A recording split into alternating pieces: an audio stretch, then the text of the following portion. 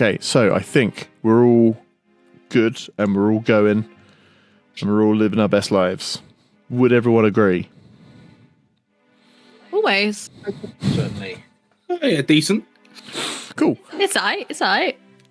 I would probably say like it's in my top 10 lives, but Bottom 4 for me. Oh. Well, I've only been alive Oh. 5 times, and one of those times I was going to say Bubbles the chimp, but I found out the other day that he's still alive. He's 42 years old and he is Really? thriving. really, Yeah. Oh. What's he up to these days? Chimp stuff. I don't know. I think he's working He's on just his chimping. tell-all book. I didn't know if he was like still in showbiz. Post No, on no, I don't think so. Chipstagram or something. he stole some material and he's doing like absolute numbers at the zoos, you know. His autobiographies. Yeah. Being ghostwritten by Gail Simone for some reason. Being adapted by the Duffer Brothers as we speak. Yeah. They've got nothing else Duffer going Brothers actually do something. Never. on. They're going to Ooh. watch this. They've got much bigger things to be doing. Other than they've got to spend £500 million on something quick before tax return season comes around. Background cat. True. I'm a charity case, so send it my Yeah. way. Thing is, they Spread the love. they quite clearly like Dungeons and Dragons. We are a Dungeons and Dragons stream. If they could It's true. maybe, I don't know. I mean, I love Join our the Duffer Patreon. Brothers. They're great. They've got £500 million to spare. That would be fabulous. Actually, you're great. I think then we're all good to go. So obviously, this is our first stream of 2026. Back in the way back times of 2025, you guys were halfway through a mission, and obviously it was a little while ago. So tell you what, why don't we jump back in and we'll all reintroduce ourselves. So I think I'm going to do things in I'm going to go backwards order today, starting with the recently christened member of the temporarily 34 club, Ollie Gregory. Hello. I am Ollie. I'm playing Elaris Vael, a archfey warlock, dragged into or pulled into this adventure by a strange frog man who is leading me on some kind of strange quest for this snake dude who I can't remember his name now. Carnana. That's it. To save the world from some unknowable magical threat. Yeah, well, I will have to sort of correct you slightly there, just because I don't think Puck, your patron, ever said it was magical. He just said it was a great threat. It was something to do with Generalized the one threat. lives. Although maybe there was a little bit more information present in the Christmas special if anyone saw it.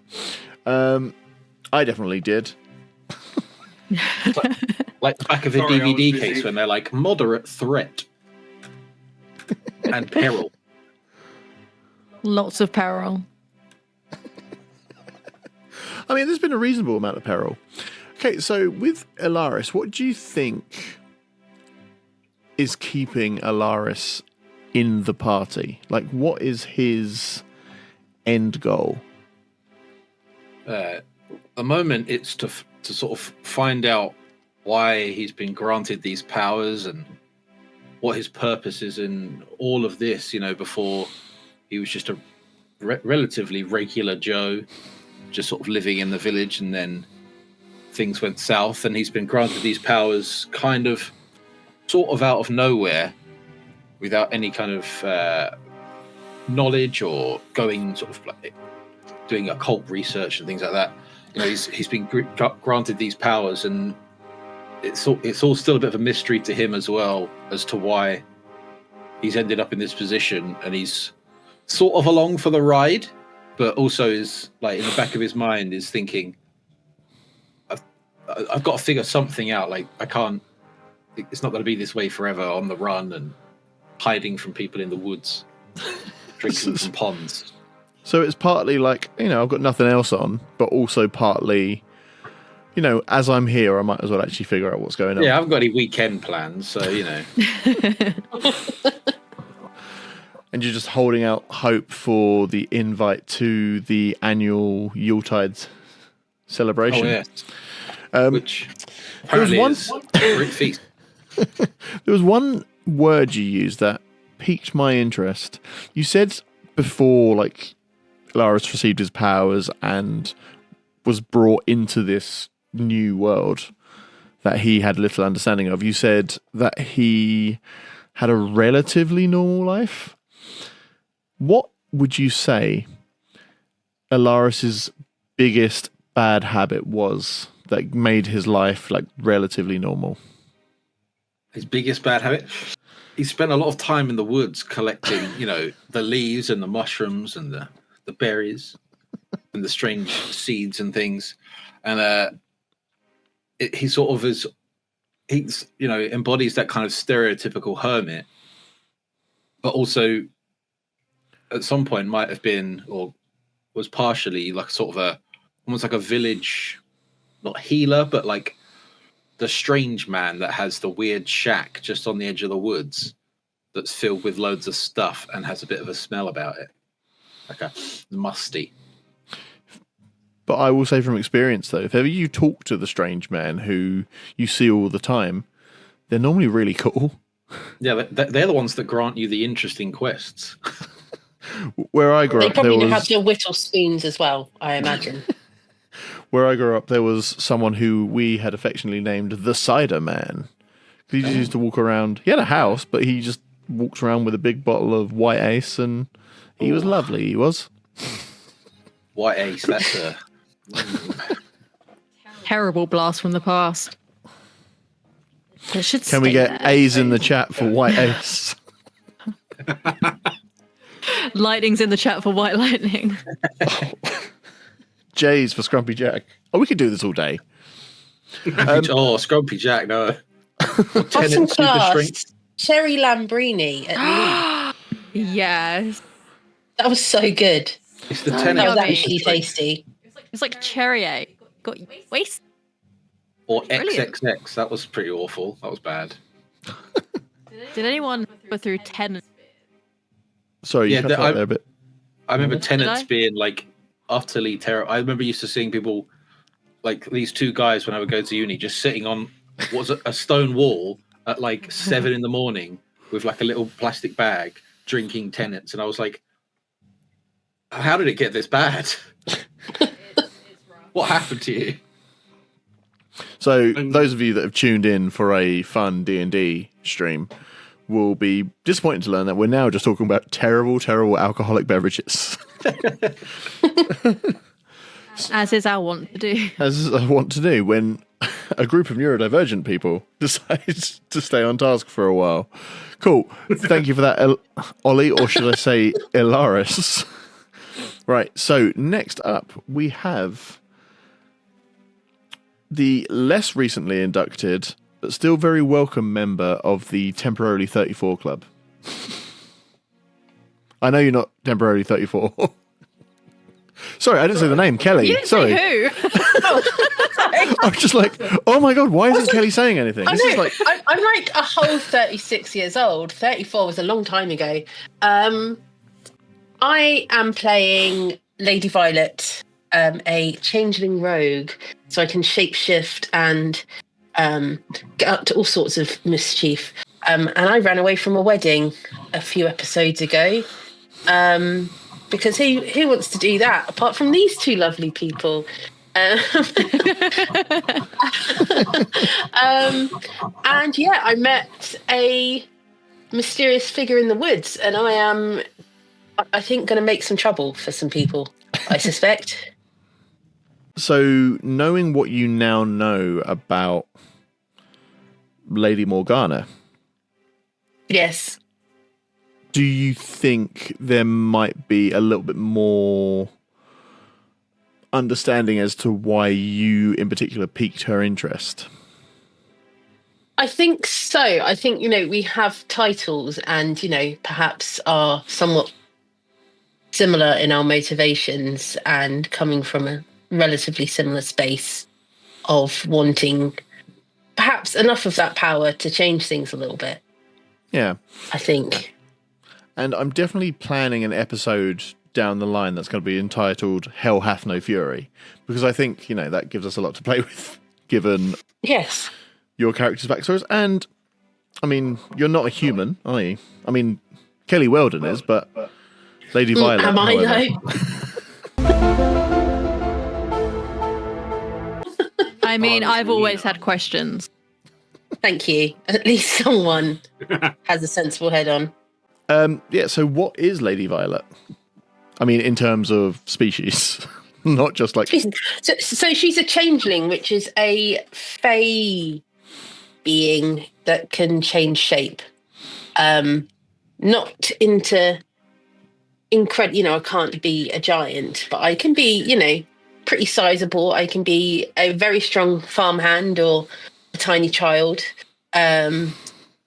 which, makes for fun mischief and perhaps, be someone's doppelganger, which I think plays in nicely to the themes of our campaign a little. I think it also was quite useful when it came to escaping the gallows upon the first meeting absolutely. of...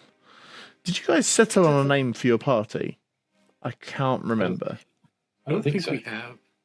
Okay, well, I think that's a mission for the end of this little warm-up bit. Okay, thank you very much, Lady Violet. Which brings us neatly to the ethereal and not quite a member of the Temporarily 34 Club, but again, apprenticing Connor. Oh, is Connor the baby? Are you the baby? Well, the year is currently the same age as me, so well, minus 2,000 years, but Damn, you look good. You know how, like, it has been commented that Connor doesn't look unlike Jesus? Oh. Oh my god. So you were So much sense. were you a millennium baby then? well, slightly beforehand, 99, but yeah. Okay, so you weren't quite born in this century. Yeah, just missed it. Okay. Still technically a 90s baby. Technically a 90. I grew up with all I'm the hand-me-down technically an stuff, 80s though, baby. so, You're an 80s baby. Yeah, 80s baby, yeah. oh, You span the generation. Well, then all I can So say, old. Connor, is I'm sorry you had to miss the period of time where everything was made of that sick-ass, clear purple plastic. Oh, Good that was I amazing. had a Game Boy that was one. We both had that Game Yeah, Boy. we both Game had Boy that Color. Yeah. Yeah. I had a Crystal Very good. Xbox. Oh. Oh, Yeah, that was really cool. I like that. why don't they do So- that anymore? Because No, they hate fun. And Well, I'm Matt's got glasses in now. It's true. They've got, like... Your head's really little. We're all striving for fun technology. Can you imagine if they came out with clear phones? The way I would jump. Like, I'm not like That would be so into cool. tech that much, but if they came out with like a see-through purple, like Samsung, iPhone, anything, I would be on that. One in a drop jiffy. in pieces. hear that big I tech. would be one of those people queuing outside the shops. Connor, who are you playing as? And tell us a little bit about your fantasy alter ego in context of this game. All right, Okay. And call this me game, Big Dirk. So, I'm playing Nycholas. He's a big, friendly guy. He's wasn't always friendly. He's trying to be, he's trying to make up for that. He was a former member of the Hunt, wasn't he? The Witch Hunt. Yeah, the Witch Hunt, not the Hunt, because that's the phase stuff. He's currently a member of the Hunt. Yeah. Just switched, switched what they're hunting. Well, I suppose now you would, given the contacts you've made and the friendships that are currently blossoming, I think it would probably be safe to assume that you would probably be on the receiving end of the King's Hunt. Yeah, definitely. Got auto balance to the other team. But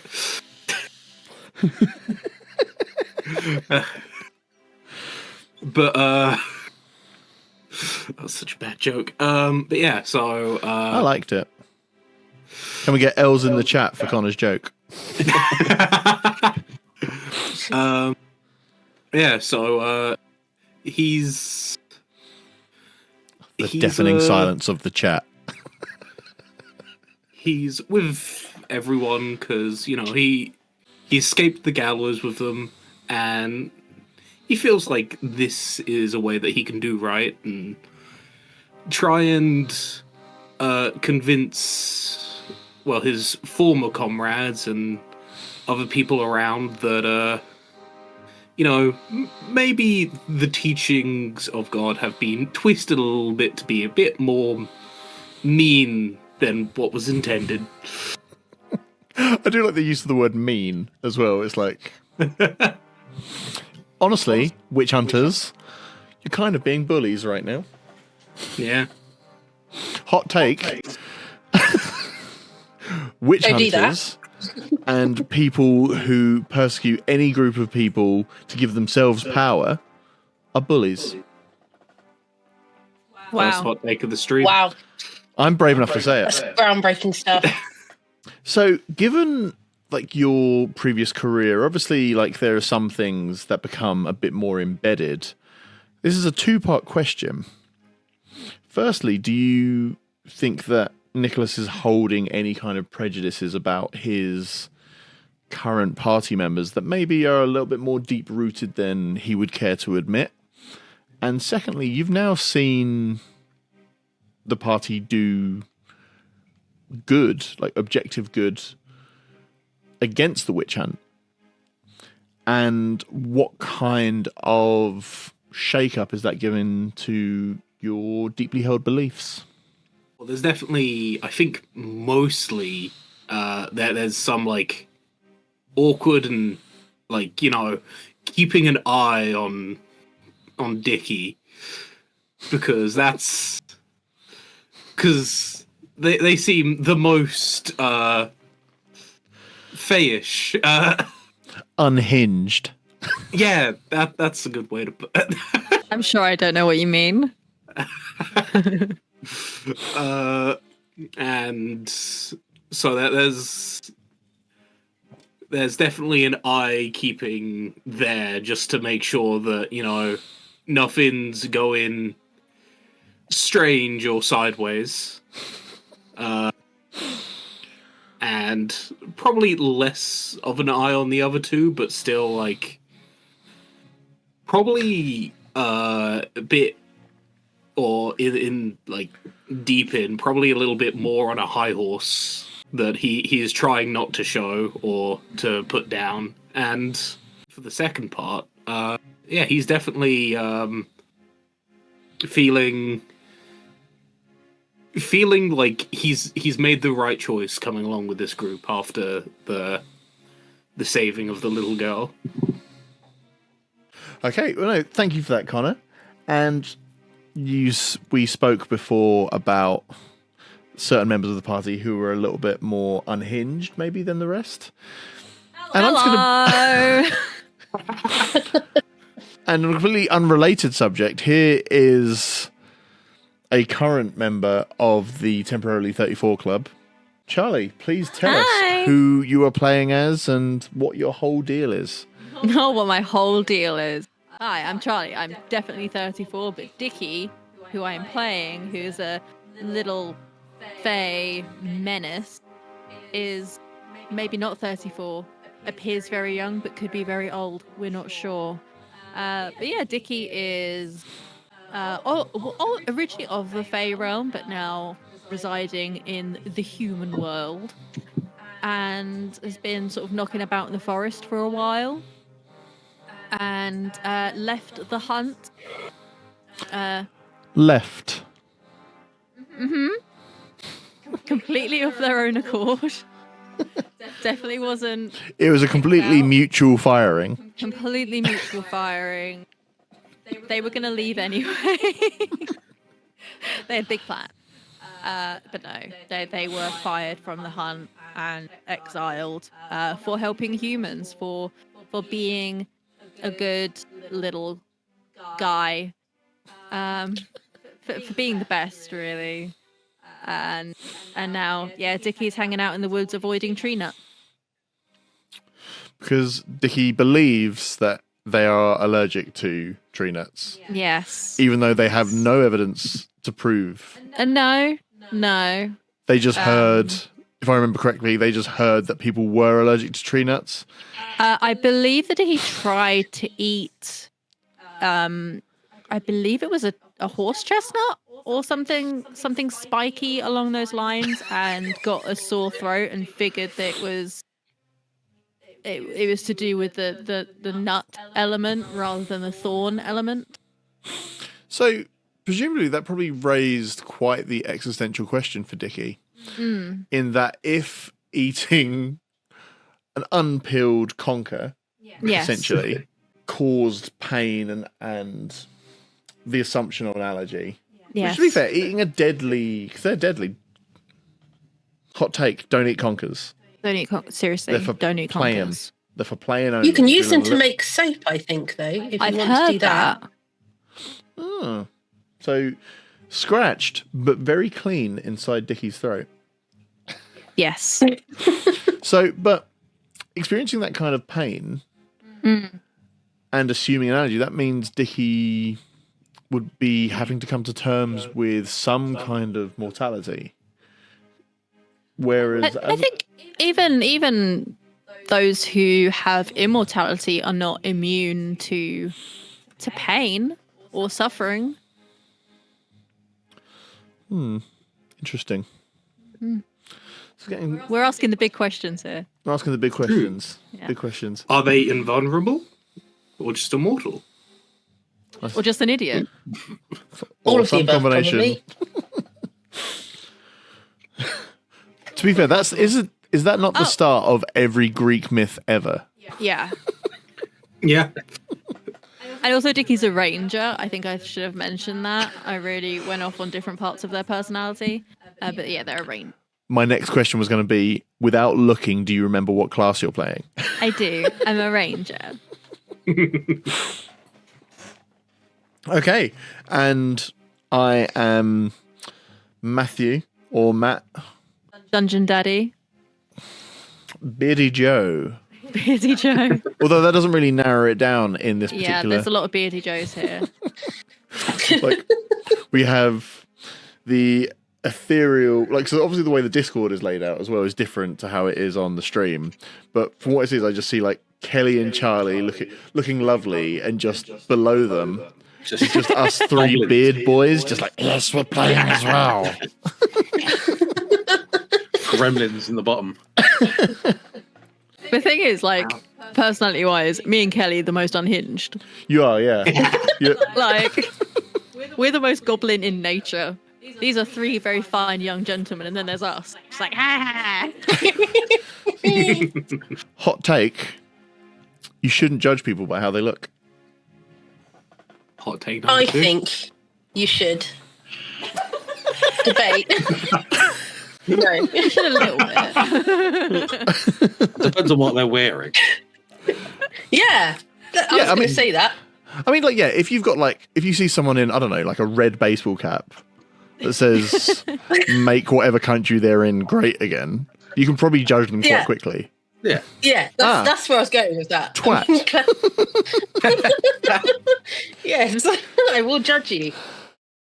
You are currently in the residence of the Waterhouses. They've shared this information with you. Is there any follow-up questions that you would want to take? Is there any thing you want to do while you're still in the White Hamlet? I mean, I'll probably sort of have a quick look around while still in the house, like maybe like sort of peek through the curtains to see if that crowd is mostly dispersed now, and seeing where those guards and stuff have headed off to, just to make sure they're not like, as soon as we leave, they're just going to walk straight back in again. Okay. So, with the first roll of 2026, can you please make a perception check for me, Elaris? I can. There we go. Good. Oh, very Oh. perceptive. What a start. See many things. So It's just with like me a- at the window, like, just proper bogging as you're looking. Cutting 2 holes out of their curtains. So you notice a couple of things from looking out of the the window, like peeking behind the curtains.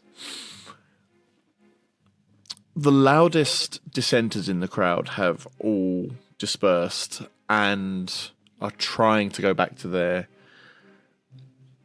daily lives. The particularly rambunctious farmhands that were guarding the Waterhouse property are trying to get back to their work, but they keep looking over their shoulder. One of them is very much touching his neck and tightening up his like linens around his neck to almost make himself less of a target for a beheading if someone with a large axe or halberd were to come up to him and change their mind.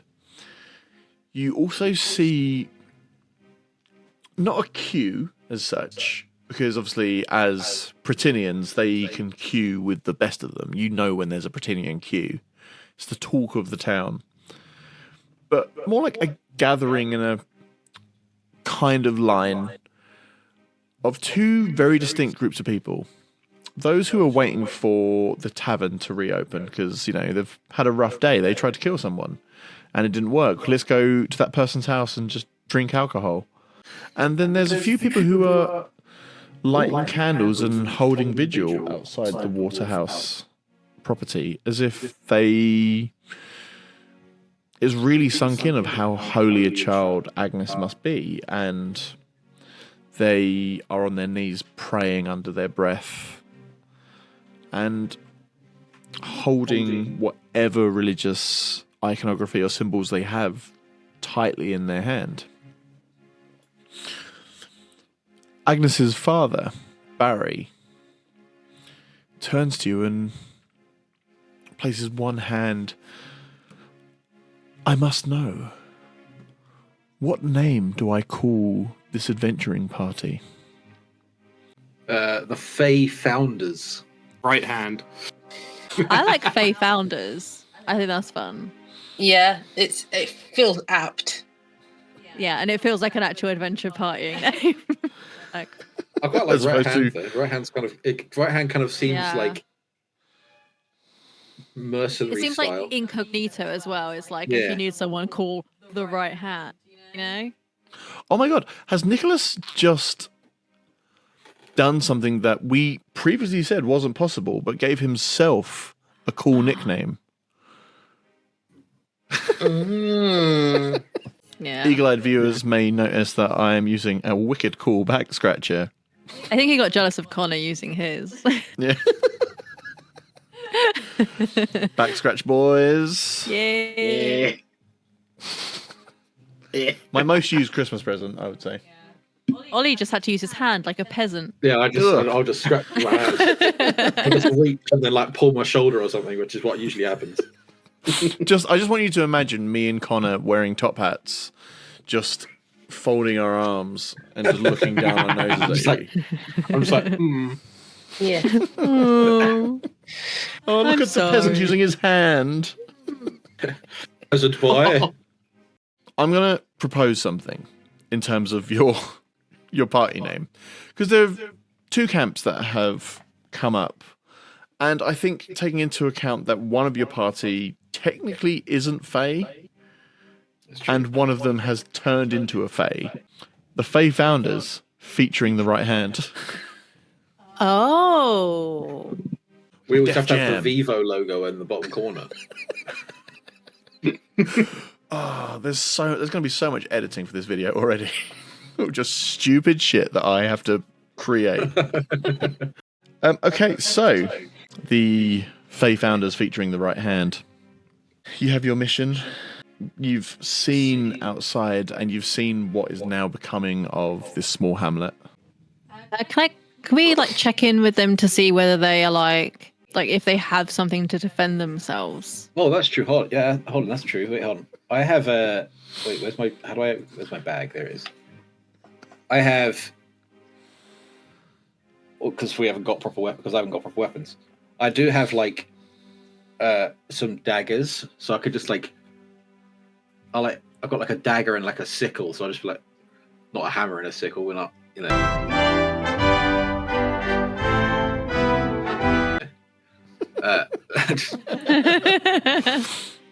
just sort of take them out and hand them put them on the table. Like, if you need any, if there's any defense you need in the coming days, use these, and hopefully we'll be back past to check on you after we've been on our way.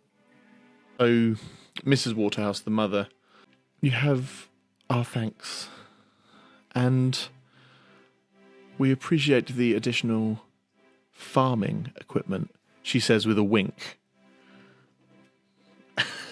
Yes. Farming. For heads. Gotta farm those numbers.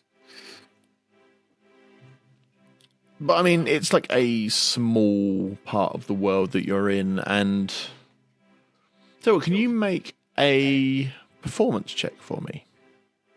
Yeah, Elaris. Okay, there it is. Eventually. Okay. So 17.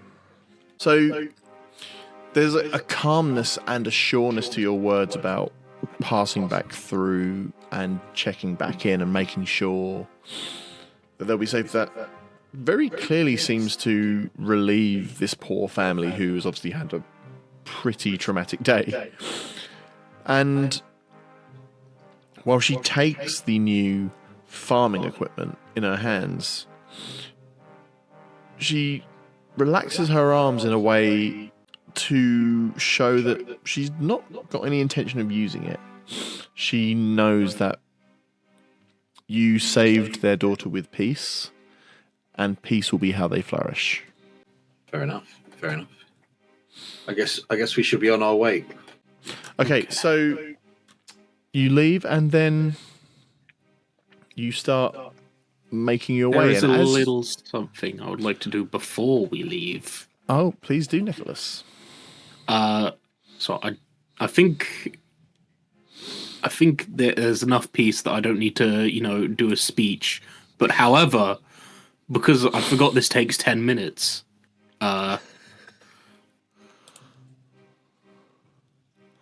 Ooh. Find a Steve. Nice. Oh, cool.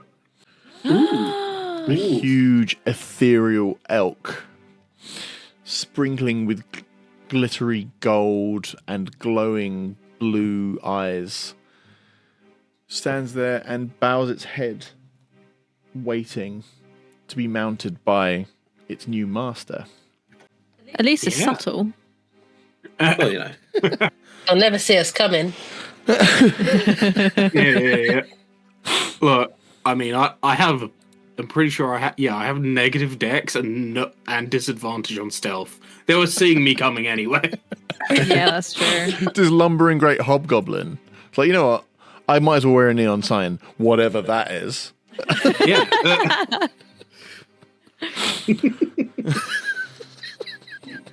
So, gonna give it a little pet and then climb on up. Are you going to name the elk? This is where playing a character smarter than me comes to bite me. Lil bastard. I don't think Nycholas would. That's what Dickie's gonna call him and his little bastard. Whereas Despite the fact Dickie is that tiny, it's huge. and Dickie is like tiny, so it's like 6 times the size of you. Yeah. Lil bastard. I think I shall call them pine. Pine? Yeah, like the type of tree. Oh, pine. Oh, pine. Pine. I thought it said Yeah. pine. I was like, is that German? Oh. I like the name Pine though. Pine is cool. So Nice. mounting Pine as you... Is it just Nycholas who's riding on Pine? Or is he forcing like everyone else just to walk behind him? I think actually it would probably be the opposite. I think I would let. Obviously, first off, just for getting out of the town, Lady Violet should be the one riding it because I'm the bodyguard of her father, who she's currently posing as. So I shouldn't be the one riding while the person that I'm working for is walking alongside.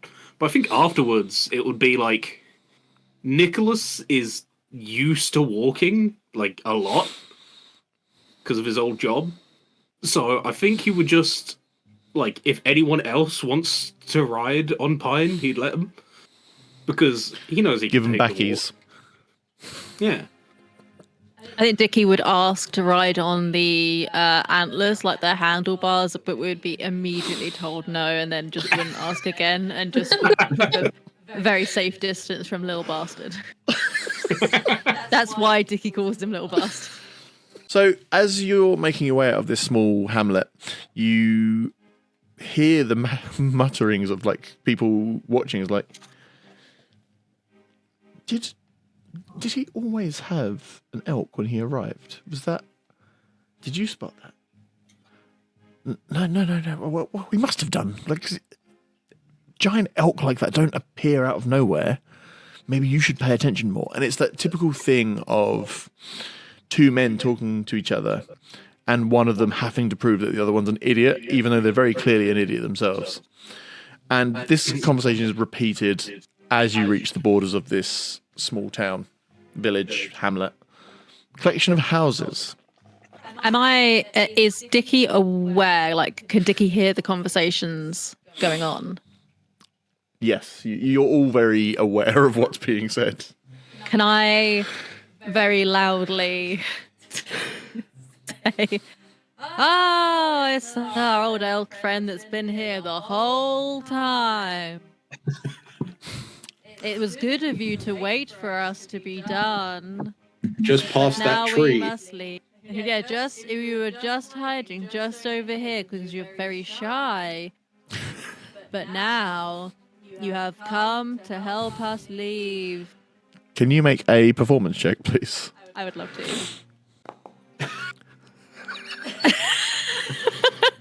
It's a good performance. So, as they're talking to each other, the first man who's like, did they always have that one? After hearing your little speech, turns to his friends like, look, if I wasn't sure that that was a magical elk that just magically appeared out of nowhere before, I'm convinced of it now. The other one's like, yeah, I think you're probably right. But that little girl did turn out to be magic, so maybe we just shouldn't question it, otherwise the guy with the halberd will come for us again. Looking at like a very proud, up tall Nycholas who is still in full bodyguard mode.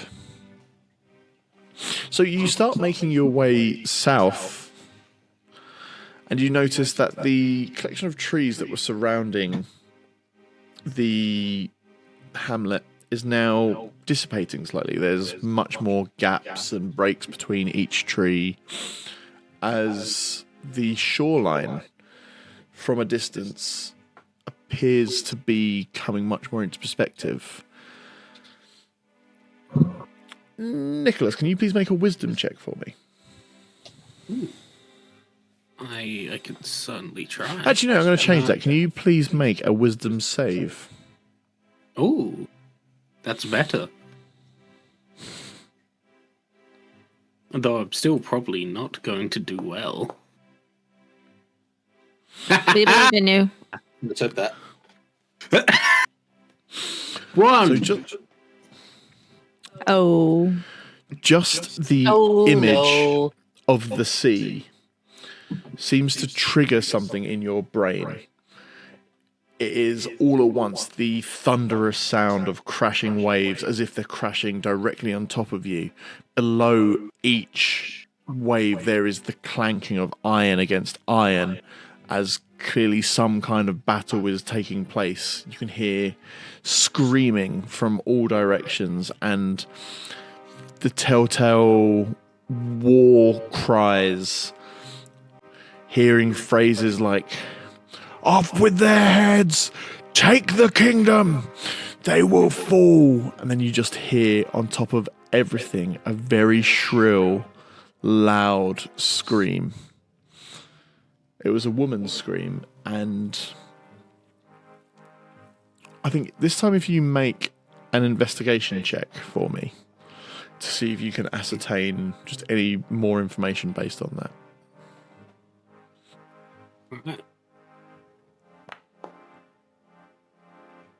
12. 12, that's okay. So you recognize the scream slightly. It's not a timbre of voice you've heard recently, but there's a familiarity to it. It is a ethereal voice that you have recently heard, but you can't quite place from where and what that scream is. All that you know is that as you hear it, your heart sinks in your chest. So on your knees, hands covering your ears. Obviously, the rest of the party can see this. What is everyone's reaction? I'm going to sort of immediately kind of look around to see if there was something that's kind of maybe caused this, not thinking that it was the water, but sitting there thinking, oh my gosh, we're being attacked from somewhere. And I'll like sort of almost like ready, like energy in my hands, just like looking around. Just like this, your hands fizzing with sparks as you're ready just to take down someone who's dared attack your new brother in arms. The very right hand himself. Featured player of the Fae Founders. What about Dickie and Violet? What are their thoughts?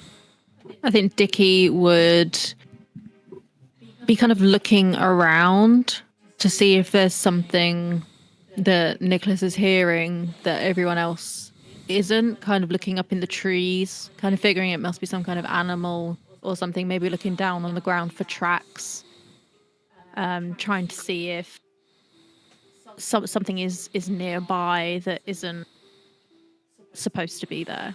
Okay, can you please make a survival check for me? Yes, absolutely.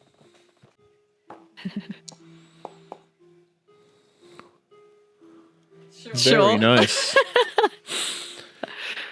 But with a 22 and you're looking for animal tracks, you do manage to find some slightly older animal tracks, paw prints that are embedded in the ground.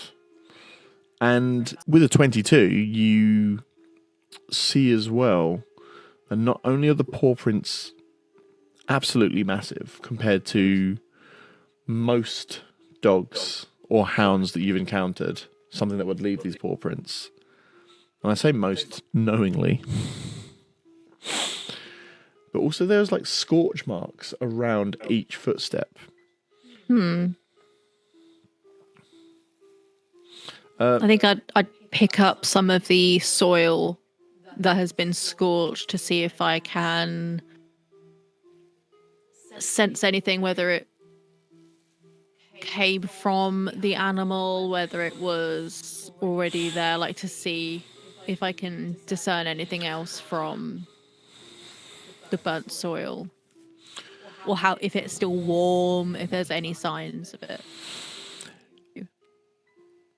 You had quite an important job on the Wild Hunt before, and this is something that you would have come into contact with, and so immediately there's a familiarity to it. This is the scorch marks left behind on the Wild Hunt. These are the telltale signs of Herla's dogs themselves. The dirt itself isn't warm anymore. But it's almost been compressed into almost hard as rock. You smell it, and as you do, you recognize that strange sulphurous smell that you associate with Herla himself, but one other dog in particular, the only dog in the hunt, who even his poo would scare you. Oh Lord. And I'm not easily scared by boo. I think then I would go back to the group, just hands full of soil. Like, guys, I got some dirt. I found some dirt and it's very concerning. We need to go this way. It's this way. Just like frantically trying to get to follow me back to where the paw prints. I guess paw prints. And does Lady Violet see anything of note, or in terms of Nycholas collapsing on the ground? I think. Well, I'm still. I would be Lord Russell, I guess. I would just say, "Get up, man," and trying to like yank him up and brush him off. Okay. Sort yourself out. Can you please make a persuasion check for me? Absolutely. I like the idea of being able to convince him to be like, Get up. just stop it. Stop having stop. psychic visions. Stop it. None of that. Just like CBTing him out of it. Have you thought about not thinking about it? Have you considered changing the language that you're using about what's happening right now? Did that roll, or did it? It just did roll. Crash It did. through? Okay, fab. No, it Okay, roll. keeps me out. So I I don't know. didn't It's see the I have result. such suspense. Okay, so it hasn't come up in the chat, but Okay. you rolled a... I can't remember exactly what the number was, but I remember thinking, okay, that's reasonably high. So We'll take it. we'll take it. I'll take that.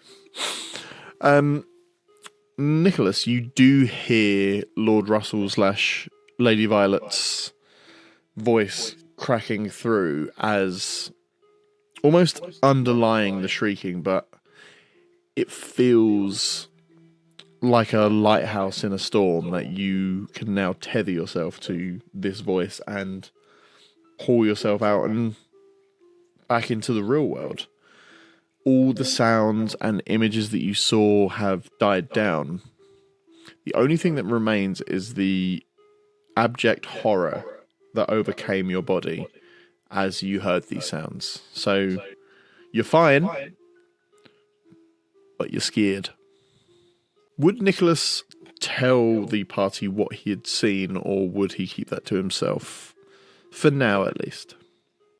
I think there's like a few, like, or a few, like, maybe 10 seconds of staring out into the water before kind of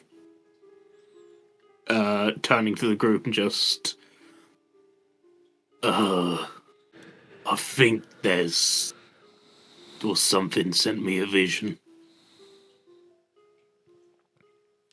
Does Nycholas have any idea of what the vision might have been, or what it might be relating to, at least?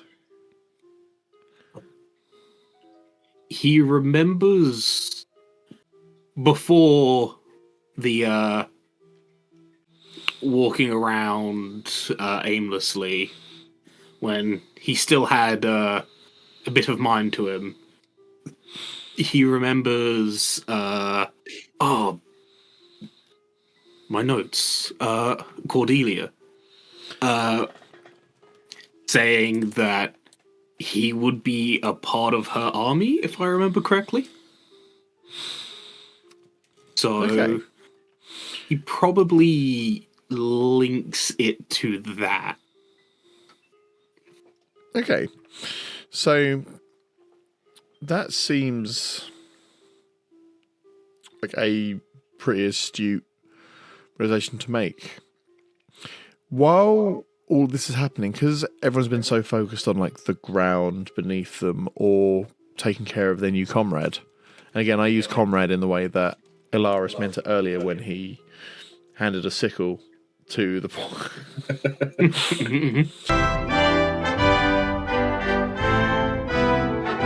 you have failed to notice one thing, which is just below the shoreline you can actually make out a small village. Given the direction you've been walking and the amount of time that has passed, you are on the outskirts of Blytheborough. As you step into the village, you see everyone who looks at you, they look gaunt and haunted, and they all shut their doors as they see you enter.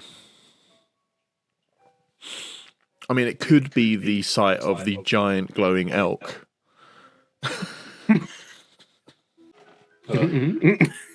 It seems we're not very welcome here.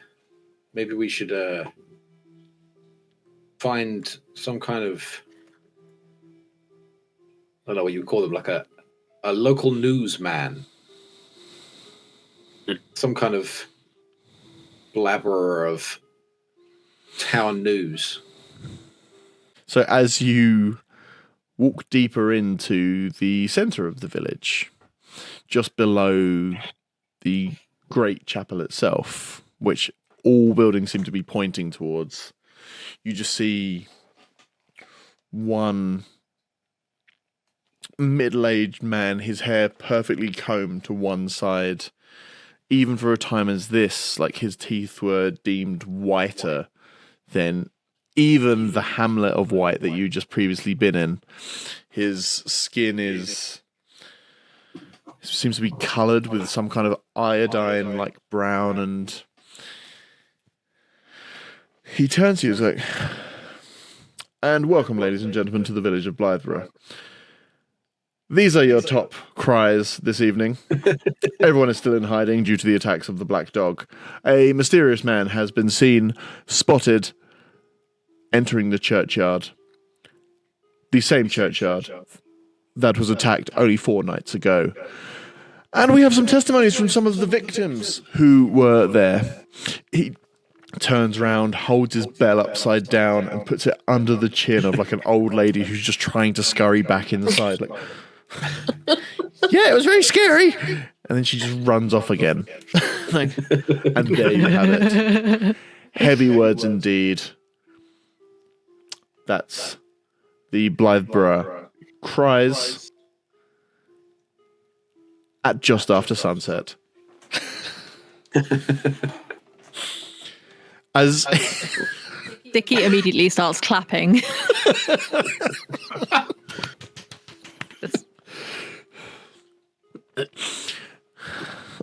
as he says that and he puts his bell back on the ground, he just kind of turns away from you, pretending that you're not there anymore, that he can't see you, and by looking away from you, he is also now invisible to you. It's got no object permanence. I turn to Lady Violet and be like, "Where's he gone?"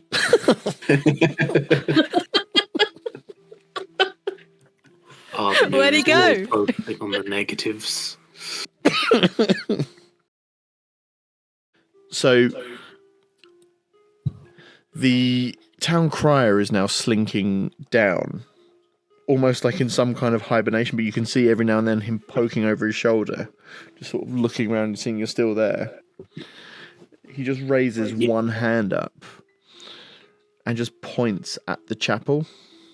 You remember, obviously, from his newscast, he mentioned the attack on the chapel recently.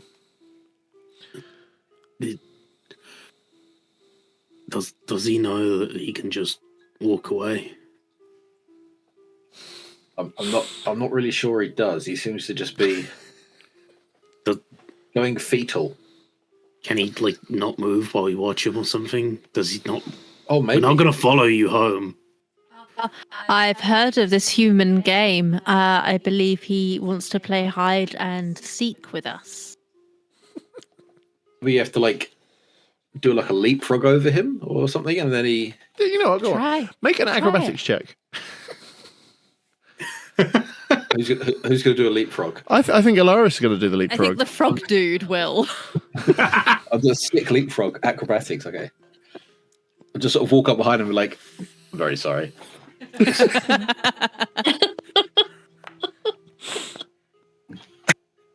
Ah, beautiful. A dirty 20. You leap almost if your hands barely touch him. As you do, he looks up in amazement at this cloaked figure who is, as far as he can see, is just flying through the air. It's like, I always knew that I'd make a difference. And he gets up, dusts himself off, tips his hair, which you now realise is like a kind of hairpiece, and then just walks off. That's what I imagine people with wigs do. I feel like they just tip their hair. Yeah. And he just saunters off and then, really out of character, just slams the door and bolts it shut. Well, I guess that worked. Well, it was. Are you the new town crier, or? I mean, maybe we should head to the chapel. Yeah, He was saying something about the church, an attack, and it was. Didn't he say something about like there's somebody there? Yeah. a strange man walking in? Yeah. Just sort of look around, going, everyone else has just gone at this point. It's like, I guess this is where where we're gonna figure out what we need to do. I mean, we've sort of been led here, and this strange man who I have now leapfrogged over, leapfrogged. Mm. I don't know. Leapt-frogged. Leapt-frogged. Leapt-frogged. Okay, so as you walk up, you see that even though it's just past sunset, as the town crier said, it's weirdly dark. It's like all of the light in this poor little village is being sucked inwards. As there is something uneasy about how dark it is. Like if you hadn't seen the sun dip below the horizon yourselves, you would believe that it was midnight or the witching hour at the very least, which is 3 a.m. for you witching hour aficionados. I'm gonna stick close to the glowing elk because I can't see in the dark. Oh wait, no, I can. You're a hobgoblin, Okay. yeah, you can. That was a real roller coaster there, Connor. Like What? you just had your eyes closed. Yeah. You need them open to see. A slightly too long blink. Just. Oh yeah. Oh no, I I can't see. sneezed and forgot to open my eyes. It's like that Brittany Broski quote where it's like, I can't see when my eyes are closed. I'm blind. I'm blind. Have you tried opening your eyes? You're a miracle worker. So you make your way towards the church. As you look around, it is dead silent, just a thin layer of fog covering the ground like an early 80s horror film. And you feel a weird sense of heat from the door itself. And I will say that this door is a picture of the actual door from Blytheborough Chapel. Oh. Oh. And He snuck up there to take a picture of it himself. Is it like a double It's, door, or is it like a single door? It is a double door. Oh, But okay. it's much. It looks like a knocker. So, So that's actually a. Go ahead. Would you? If you. So you knock. Are you knocking on the door? I think so. So If nobody stops me. Go right ahead. Go for it. Sort of. Yeah. So as you knock, you can hear like the ringing of the metal on wood through the entire church itself, echoing around, really highlighting just how empty and almost abandoned this place is. The echo seems to bounce back and ring all around you, filling this cold autumn air with just the sound of. It was only a light knock, but it sounds like a heavy beating from Nycholas, the right hand. What hand did you use to knock? Your left hand or your right hand? Right hand. Okay, that's why. Yeah. And you can only assume that if anyone else were nearby, they were to have heard it. Can someone please make an Arcana check for me?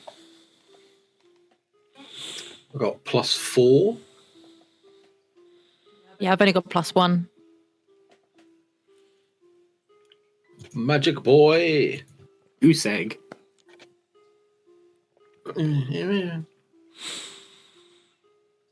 Ooh. Okay. So with a 17, you can tell that this place has only been recently abandoned. You can feel something magical that you're not used to. You're used to ethereal fey magics, but this is tainted somehow. And you know from experience about people with their most deeply held beliefs that if what the town crier said was true, that the chapel was attacked by some kind of demon, like, you know that chapels and churches and places of belief are people's last sanctuary. First they go to the tavern, then they go to the church. And if they've abandoned this place, then even the locals feel like there is no safe spot for them, which would explain why everyone was so reluctant to look at you and any kind of outsider. Connor, while you're there, you do notice something else. So on the door itself, you notice some large scratch marks that seem to be scorched as well. You remember the dirt that Dickie is holding dearly in his hand. Are you still holding the dirt?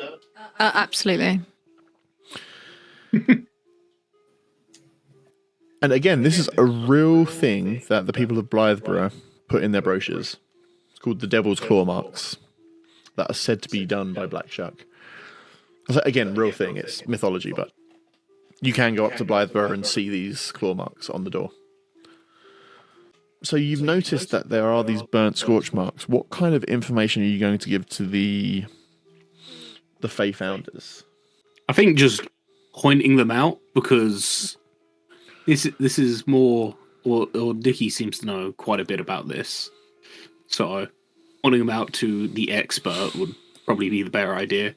If needed, can pick Dickie up for a closer look. Just imagine Nycholas holding Dickie with Dickie's little legs kind of kicking. I think I'm going to put my arms up for uppies. Uppies!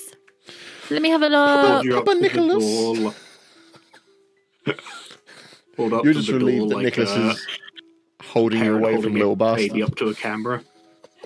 Yeah. Anyone that's ever tried to pick up a toddler will know just the real task that Nycholas has put himself in for. Yeah, and I'm being... Dickie's being exactly as cooperative as you think that he would be.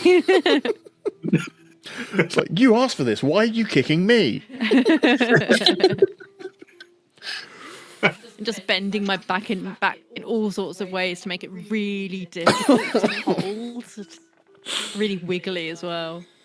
But as you see these scorch marks, they do appear to be uniform with the clumps of dirt that you liberated from the ground.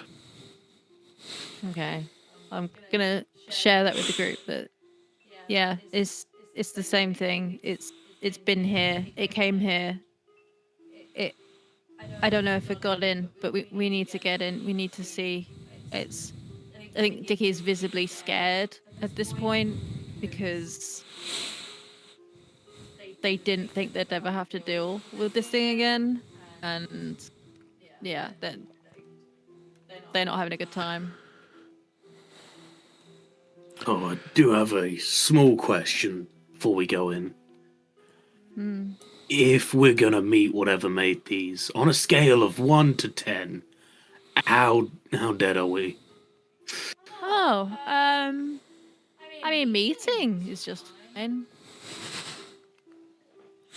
So, As long as we don't make it mad or anything.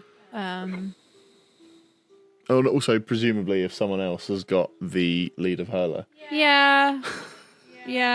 If it's not fully under control or off its lead or not being controlled by the lead or someone else has taken control of the lead. I mean, the fact that it's scratching things isn't a good sign. That means it's being very not well behaved. But I'm sure we'll be fine because you're really big, strong, and brave. So I'm sure you're totally fine. You'll be fine. Not sure about me. So, as you're doing this, and Nycholas is reaching back for the lock of the door to try and open it, his hand is blasted away with it feels like a repelling magnetic force. There seems to be some kind of seal, like a magical seal, keeping everything within this church locked. Baby. That's the only magical seal I care about. Yeah. As your hand is blasted away, you hear a voice coming from behind you. Ah, Violet, I see you've made some new friends. I'm afraid the entryway is guarded from powers far beyond your own, my dear. As you turn around, you recognize the voice immediately of your former betrothed, Lord Redmond.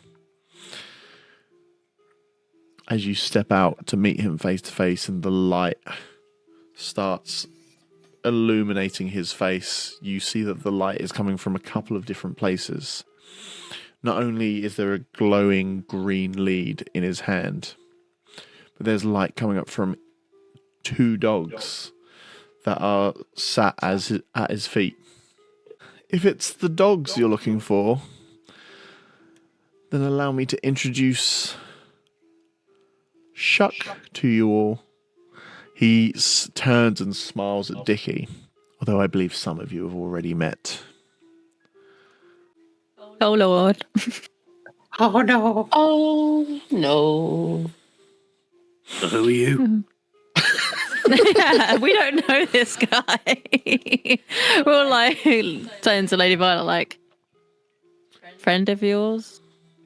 My fiance. This is awkward.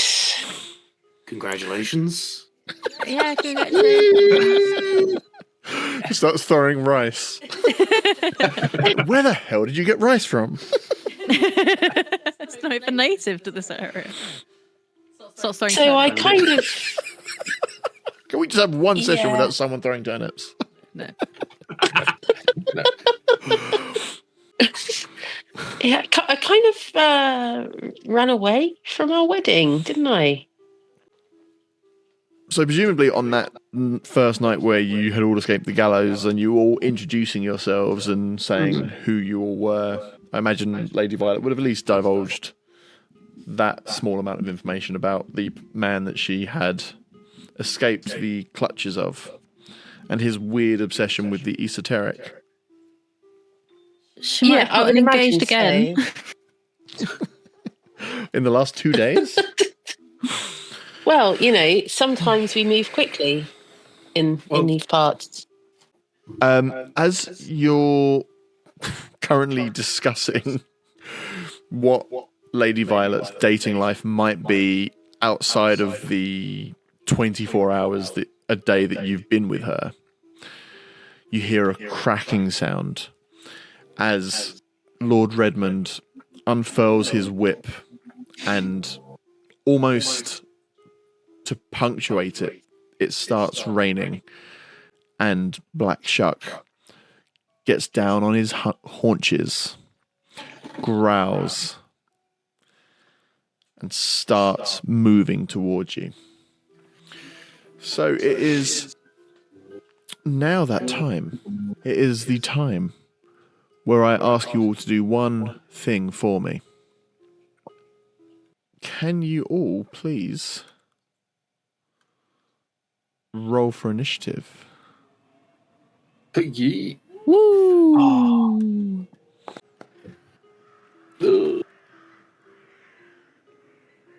Okay, so up first is one of the dogs by the side of Lord Redmond. So the Shadow Mastiff is going to move just up to Lady Violet and is going to bite. Rude. So rude. Does a 21 hit, Lady Violet? I suspect it shall do. And can you also please make a DC 13 strength save? Just to see whether I will you're do. grappled or not. I am going to have to ask are you able to make my roll? I can. I simply absolutely because can. So if you bear with me, I'm just going to roll the strength save I for think I Lady did it. Violet. I don't know if it came up. Nothing came up for I me. saw a 17 on the dice. Oh, okay. And I just rolled. Either way, that is a successful save. So you're not currently grappled.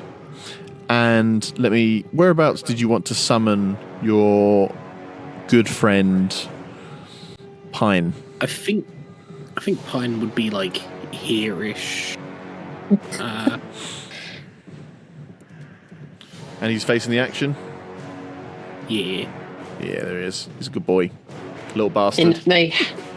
Okay, so with that, with my bonus action, I am going to use Shadow Blend. Which means that as it's quite dark out, the Shadow Mastiff is now pretty much invisible. Now, I'm going to end my turn and I'm going to hand over to the beautiful Nycholas right hand. I think it's get here, then I shall use half my speed to mount the elk, mount Pine, and after mounting up, I shall cast this as a bonus action, which applies it to both me and Pine. So now we both have Sanctuary. So if anyone were to attack us, they must make a Wisdom saving throw first. So we get to here, and then that would be the 50-foot movement of the elk. Of the elk. And then, can I close these doors? Yeah, I think I'll allow you to close the doors, although that would be classed as your second attack. Okay. So instead of your usual two, you'll just have one attack.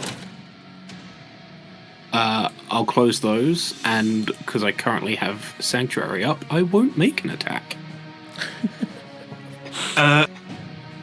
So I'll just hold that and then brace it closed, so hopefully the dog can't get in. Oh, are you going to, I don't know, like what put something there and keep it like locked up. Yeah, I have. Let's see. I've got my glaive, and I have a glaive, a halberd, and a javelin. Actually, let's put the cheapest one. I put my quarterstaff there because I have too many weapons. So it's now currently being bolstered by a quarterstaff. Yes. So that means if, for example, anyone were to attempt to open the door, that would require a strength check on their part. Very, very nice. Yeah. And is there anything else you can do or wish to do this turn? Just kind of look down at Lord Redmond. So, I will. What's the plan? Okay. So a nat 1 on the Shadow Mastiff that you ran past, that it failed because you cast Sanctuary, just is unable to make an attack on you. It's just in awe of this glowing magical elk and this beautiful hobgoblin riding atop it. Even the dog knows a hot hobgoblin when he sees one. Slicks hair back. Newly wet hair. Full on, like David Ginola. Okay. Yeah. So with that, I'm going to pass over to everyone's favourite highwayman, Hey, that's me. Nycholas. Please don't call me that. So is Lord Redmond still holding the leash? He is, yeah. He is. Okay, so I'm gonna make a little move just down here. Okay. And I'm going to do my signature move. Pocket's hand. I'm gonna throw the dirt in his eye, in his It's face. obviously I'm happy for you to do that, but it's just like it feels like in every campaign we have, you are always playing a character with guns and will always do everything you can to not use those guns. Well, I have the dirt in my hands. How can I shoot a gun with the clumps of dirt in my hands? When you're right, you're right. I might as well use the dirt first. And plus, if he lets go of the lead, to wipe his face Okay, so I from think the dirt. So I'm trying to like blind him so I can then go forward and grab the rein. so. You're looking for a Leash. very specific result. I'm going to have to rule of call this a little bit and Okay. make this a contested roll. Okay. So it will be your. I'm going to say sleight of hand. Okay. So a sleight of hand roll from you against Lord Redmond's Constitution save. Okay. So, when you're ready.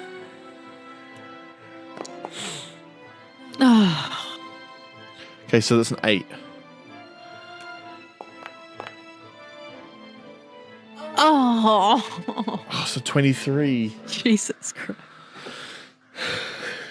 So you throw the clump of dirt and it just kind of lands on his shoulder, to which he looks down and just brushes it away. Oh. It splats on the floor as the dirt, laden with rain, turns to mud. That wasn't ideal. Do I have another attack? Yes, That's you right. do. Because I'm kind of in an awkward bit because he's too close to shoot, but not far away to. You have Stab. you have the gunner feat. You Oh, do I? Hmm. Okay. I'm gonna try and shoot his hand. very nice.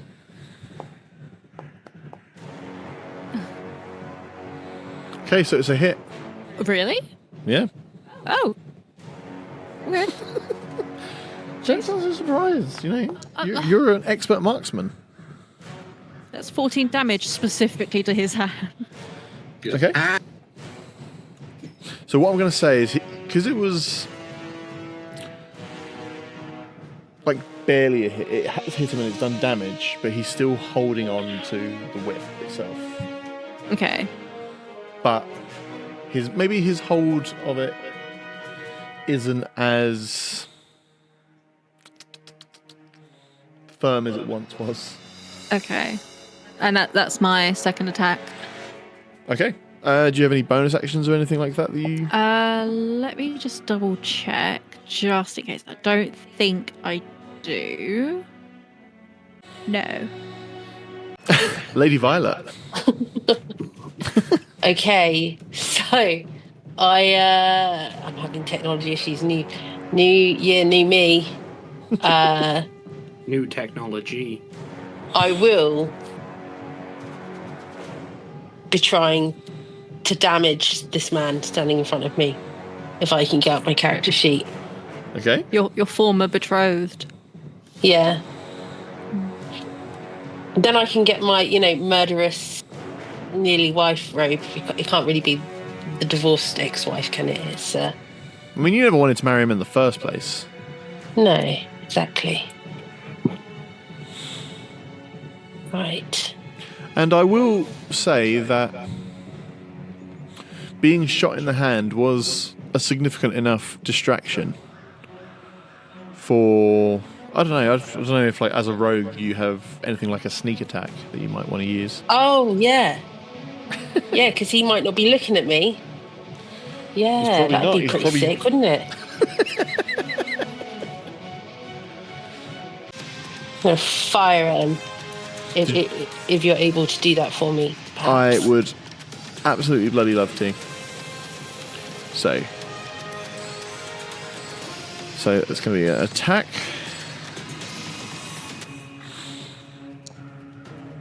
Oh, critical hit.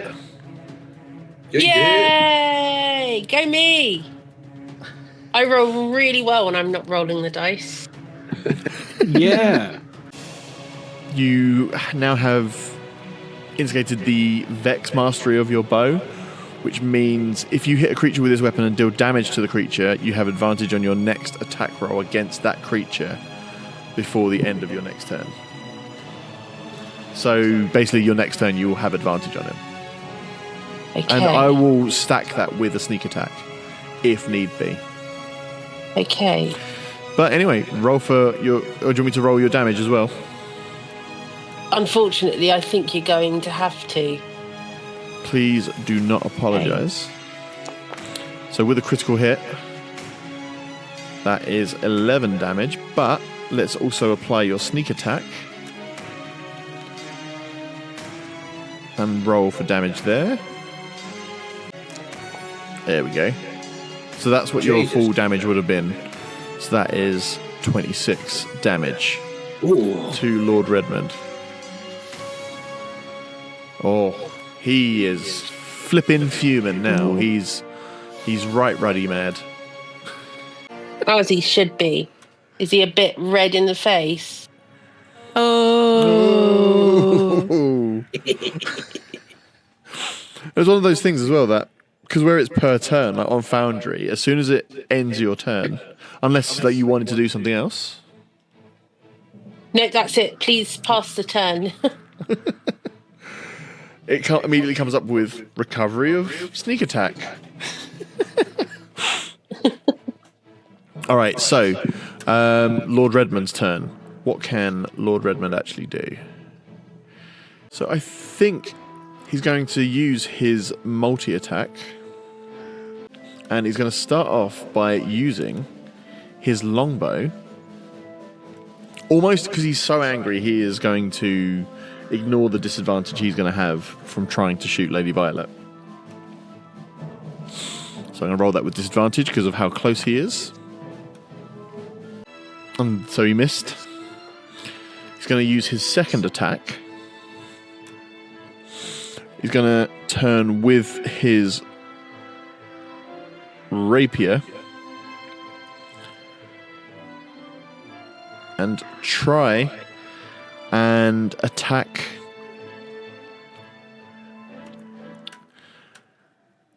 Nycholas. We'll have to make a wisdom saving throw. You will have to make a wisdom save.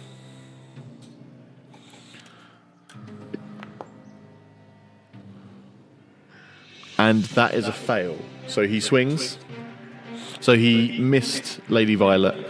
He was too awestruck to actually do any damage to Nycholas' right hand riding on his mighty elk. Lil bastard. / Pine. And with that, I think I'm going to have to cut my losses and use the bonus action of Shadow Traveller, which means he can blend into the darkness and reappear 30 feet to a space that he can see. So let's go whoop, and then he's going to reappear over here.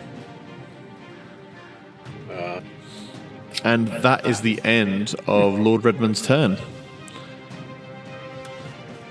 So here comes the big boy.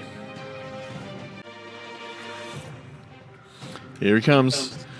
So instead of trying to break open the gates, it runs towards you, opens its maw, and unleashes its fire breath. Hang on, let me just rotate that. Okay, there we go. So he is going to get the Shadow Mastiff that's currently still there, but I don't think he cares all too much. But can you please make a dexterity save, Nycholas? I can And try. the Shadow Mastiff will also make a dexterity save. Hey, that's a roll. Oh, that's a success. So you will take half damage. And then Let me just double check it's half damage, not no damage.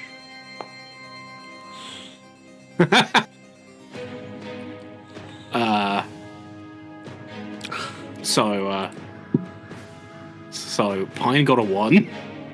So basically what happens is Nycholas just dives from Pine, allowing Lil Bastard to take all the damage. Okay, so and let me just quickly roll for the Shadow Mastiff. I feel like you're about to die, buddy. Sorry. And the Shadow Mastiff is fine as well. It succeeded. Alright, let's just roll for damage then, shall we? Let's roll for damage. Oh yeah, you're definitely dead. So that's going to do 18 damage, but obviously half that for Nycholas. So that's going to do 9 damage at Nycholas. And then also let's do half damage for the Shadow Mastiff. And then last but by no means least, let's do Pine as well. And that's going to be full whack. So unfortunately, Pine has been eviscerated. Oh no. Little bastard. I will remember you.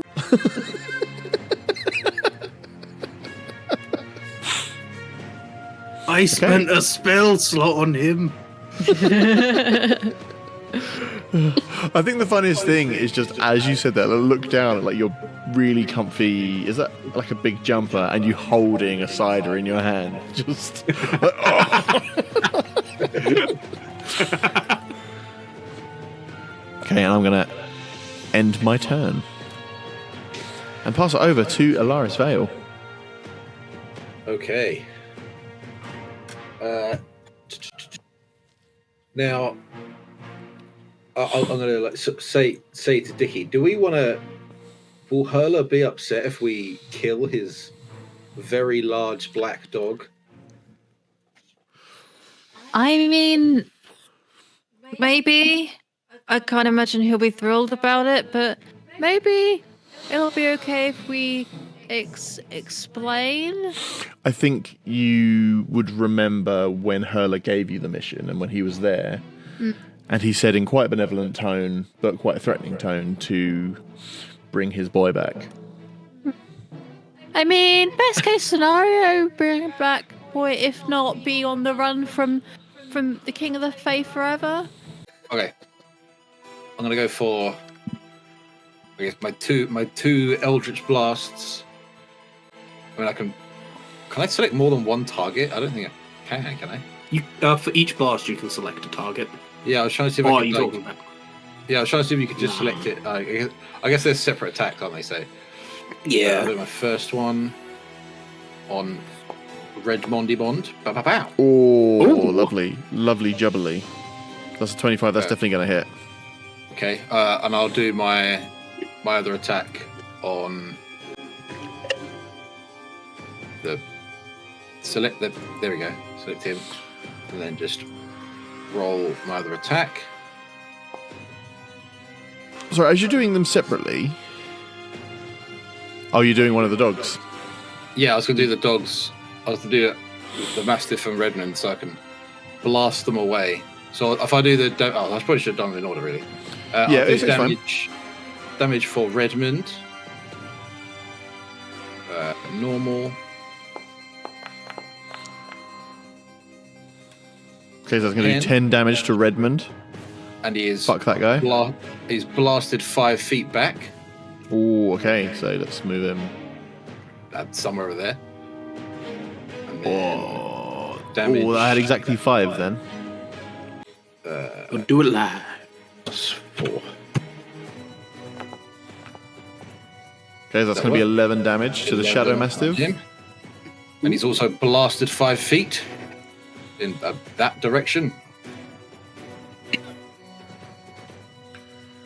So the Shadow Mastiff, it's notable that it yelps as you fire and it blasts, and it gets blasted. Oh no, I feel bad. And then I'll. Oh, I'm gonna move. I'm gonna move to here. Okay. And And I in doing think- so, this Shadow Mastiff is going to become visible Ah, and make an opportunity attack. you son of a bitch!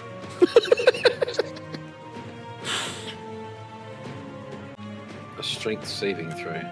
Yeah, 13. Let's have a look. Where am I saving? Does a 24 hit in terms of damage? It does, yes.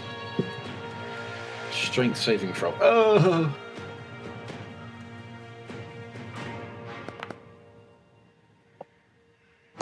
Ooh. Oh, I 14 would damage. like that dog to please make me a wisdom saving throw.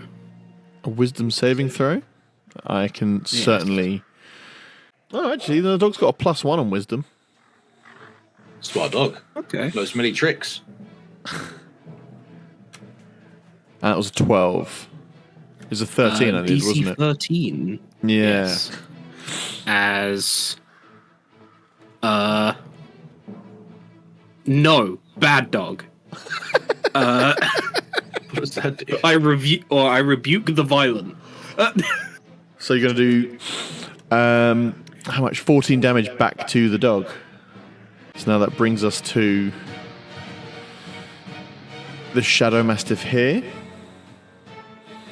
I think after being hit,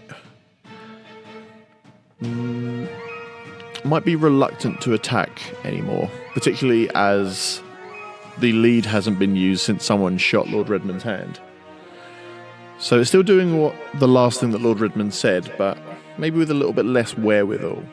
So I'm going to make the choice to just disengage and then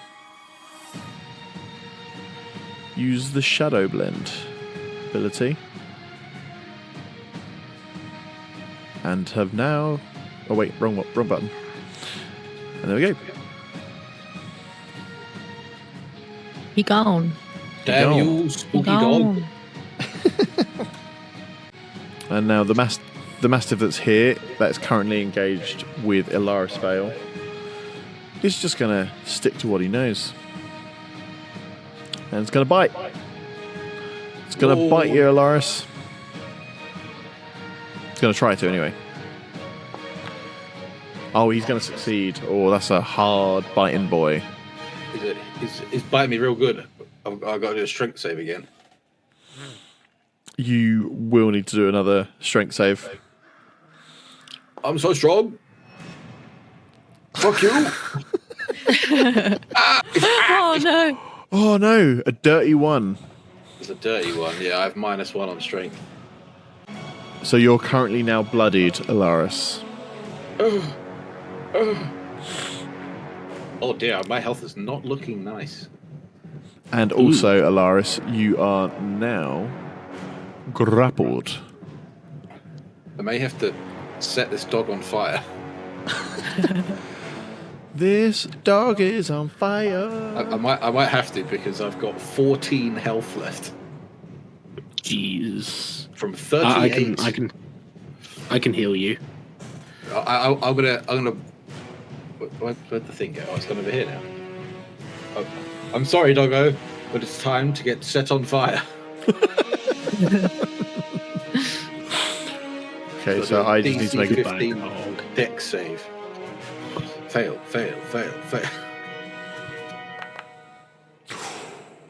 Fuck you! That is one dead dog. 40-10. Okay, do you want to roll 4d10? Oh my gosh! So that's 17 damage. I saw the bottom one and went, what, 7?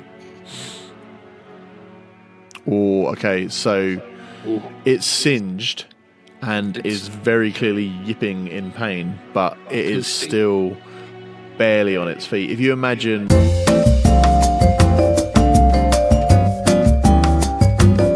John Wick's dog, Oh, no.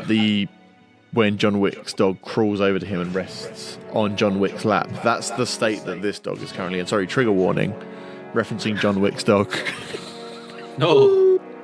Okay, and that ends the Mastiff's turn and brings us to Nycholas. Me. Okay. So, prefer not to get breathed on again. Oh wait, no, sorry, that was a point. I wanted to heal, didn't I, instead of... So, I would want to go over to Elaris instead of over here, if that's alright. Yeah, that's absolutely fine. I can move you. So you said you're on 14 HP? Yeah, I've lost 24 hit points. So, that's as an action. I will hold the necklace and I will lay a hand upon your shoulder and I'll give you 15 HP. Ooh, 15 HP, thank you. As I lay on hands. It's damn decent of you. Damn decent. I think the most advantageous place I can be is here, because then I'm in between two people within 5 feet that can help with my reaction. Okay, cool. Lady Violet's at full HP, so I guess I'll use Spite. Because Lady Violet doesn't fight in melee, do they? Yeah, I think so. Lady Violet's a rogue and tends to be sneaky. Yeah. So I will give you Spite. So I will help you with your next attack roll, giving you advantage. Fabulous. And the next person you hit before my next turn has disadvantage on their next attack roll. It's really a lot of next, but basically the person you hit has disadvantage on their first attack after you hit them. Which, looking and at the that's- order of attacks as well, or order of combat, that could be quite useful. Yeah, as that shall be my turn. Okay, thank you very much, Nycholas. And from Nycholas, we go to Dickolas. I still don't like that. Okay, how about from Nikki to Dickie? Yeah, I like that. That's all right. I don't mind that too much. Okay, so I'm gonna go straight in and do something that really I should have done right at the start. Pocket sand. I'm just gonna have a little chat with him. Lads, look, it's me, Dickie. I don't know if you remember me. I was with you on the hunt. I've seen you throughout the years. I've always had great admiration for you, and your dad wants you back home. I don't know what is compelling you to stay here, but maybe you can help us to get you back home. So who are you saying that to? Are you saying that just to all the dogs in general? Yeah, because I don't know. Well, I don't know whether is Black Shuck like behind gates. Is that those gates? Yeah, but they're iron bars. Like you can. Okay. I mean, I'm definitely shouting loud enough for him to hear, but I'm kind of addressing the dog that is next to me, and also the air where I believe the other dog is. Although I'm not 100% sure, so I'm kind of directing it around. So the two dogs who are currently there, like the two smaller mastiffs, one you can just hear a voice, like a slight sobbing. It's like, we want to go home, but we can't. And now my fur's singed and it hurts and I smell bad and I miss my dad, but I have to do what he tells us. Okay, we're here to help you. And is there any way that we can... We know we have to get the lead off of him. Is there any way that you can help or do anything? With a low rumble, you just hear in a very deep and growling voice coming from the graveyard itself as Shuck is pacing up and down. He just lifts his head up, looks at you and goes, "Stop talking, get the whip." Okie dokie. Okay. I just look at like the smaller mastiffs, just like, this guy. Wow. And they're just covered in like fey blood, which glows a lovely gold. Oh, that's lovely. There we go. He's now in a load of spiky boys. So the ground spike. in a 20-foot radius centered on a point within range twists and sprouts hard spikes and thorns. The area becomes difficult terrain for the duration. When a creature moves into or within the area, it takes 2d4 piercing damage for every 5 feet it travels. The transformation of the ground is camouflaged to look natural. Any creature that can't see the area at the time, that doesn't. Yeah. Yeah. So if he moves at all, he gets spiky. He gets spiky, and I'm going to say, as you did it, even though you moved the spiky ground into him, still counts. So feel free to roll 2d4. I will.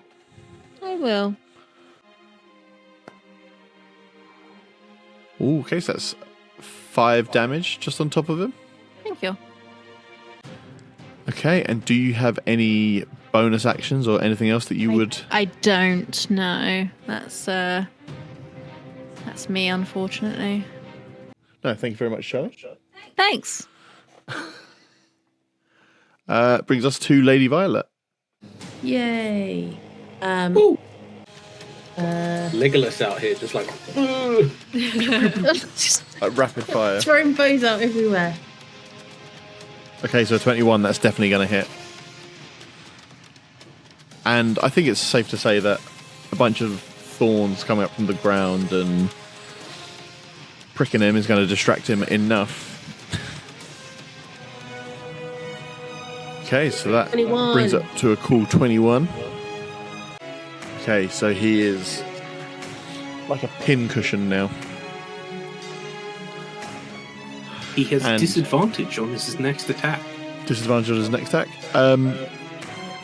Lady Violet, is there anything else that you would care to do? No, I am all good. Alrighty then. So that brings us to Lord Redmond, who... I mean, there's probably not much that Lord Redmond can do from where he is.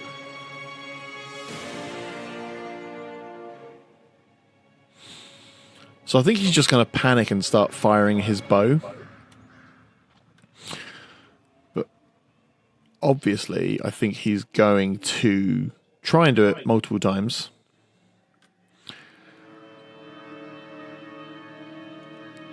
But he's going to panic and try and fire his bow at Lady Violet. But obviously, thanks to the Vex, not the Vex, the Spite, he's got disadvantage. And he misses the first one. He's going to attempt his bow again. Still with disadvantage. Well, it's only on the first attack. Oh, okay. So the second one does hit anyway, even with disadvantage that hit. So, just going to quickly roll for, as they say in France, le damage. The damage.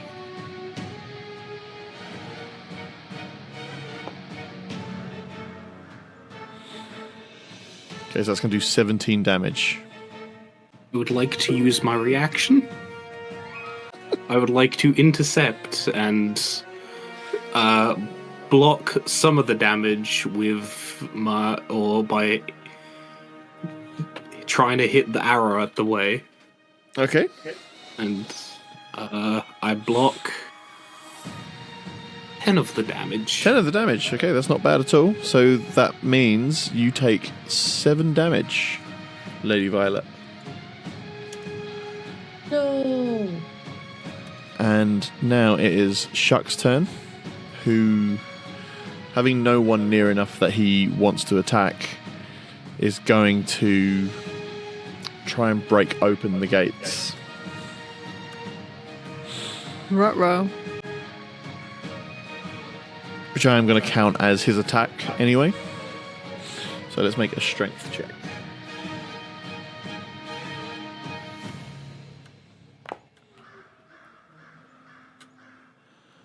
And I think with an 8, the quarterstaff buckles and he's unable to quite break it. So Elaris, brings us to you now. Okay. Lord Redmond. Eldritch Blast. Oh, I forgot to target. Hold on. There we go. I'll target him. Attack! Fire the lasers!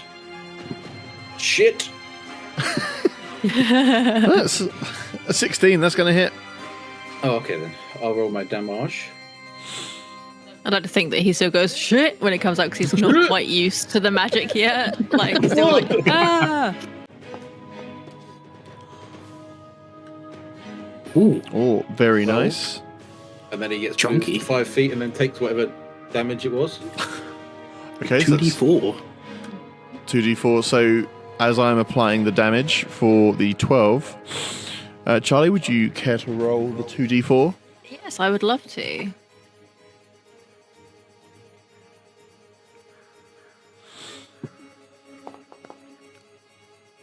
That is another 5. Oh. If you could see the numbers that I could see, you would be so incredibly frustrated. Oh no. Is he on 1? He's got 1 hit point left. Oh, it's always 1. It's never like 3 or like anything. It's always 1. Well, you got a Yeah. second Eldritch Blast. I have a second Eldritch Blast. Hold on, how long is it until Lady Violet's turn? Round. Oh, it's like all the way around again. So Yeah. it's like, it would be good. Like, it's more story good for Lady Violet to get the final blow. But also with the like the other attackers and stuff, If he were to die, he wouldn't be holding the whip anymore. So This is true. we would then be able to get control of the dog in theory. You should totally just shoot his arm off, which doesn't kill him immediately. I could blast him in the legs, just like take him out. Just take him out. Just do it. I like I like the idea of like in the middle of this battle with like demon dogs, the rain and thunder is coming down, and just Lady Violet, permission to kill your ex. I just want to rob his pockets, you know. I don't need the That's final blow. I shall roll my other. Where is it? I have to roll it again, don't I? He's still targeted. There we go. Roll my other attack. How annoying would it be if this misses? Oh, Ready? Oh, it hits. Okay, so roll for damage. Thank you, charisma. Take this, you That's what I rich need more. bastard. Oh, Okay, so that's going to do 12 damage. But of those 12 damage, Bourgeoisie. Ollie, you've Stop gone holding full up. comrade today, and I'm here for it. Just start holding up the hammer and sickle again, just like. He's been back at work for a week after the Christmas break, and is now just Yeah, like it's all gone fuck downhill. that. Okay, so Elaris, would you please care to describe what the killing shot from your Eldritch Blast looks like? So with the first blast, they sort of fire from one hand, and like it hits him in the shoulder. I guess at this point, with his sort of weakened grip, causing him to drop the whip, and then with the second blast, it just, as he sort of turns away, it sort of strikes him straight in the middle, and just like almost like cartoon style spins him round, and he sort of just like ragdolls flying. And then obviously, because he does also get blasted 5 feet, he just sort of blasts and smacks his face into the tree, like spins and just ragdolls into the tree, and then back into the thorns on the ground. With that splat into the tree, Lord Redmond has been well and truly, I think the technical term is fucked up. I would say so. Nice. And with Lord Redmond's death and the lead of Herla dropping to the ground, you see the Mastiffs themselves and even Shuck bring themselves to heel. And I'm going to end the encounter there. So the dogs are now sat there calmly. One of the Mastiffs sort of feeling that it's free. Dickie, you can still understand what this Mastiff is saying. yeah. Just, what? Oh, I don't have that guy's voice in my head anymore. Now I can go back to singing songs in my head. And the dog just starts humming. You can't quite make it out, but you assume it's probably the Hustle, which is the natural song that all dogs sing. Yeah. I get down to his level and start to like sway with him and hum with him, just to try and like chill him out a bit. The other Mastiff comes out of the shadow plane, its little tail wagging. You see it go over to near where Lord Redmond is, cock its hind leg, and just fiery piss in his direction. And Shuck just patiently puts its head down, looks Dickie straight in the eye. Father was right to spare you. Turns around, walks, and then disappears into the shadow.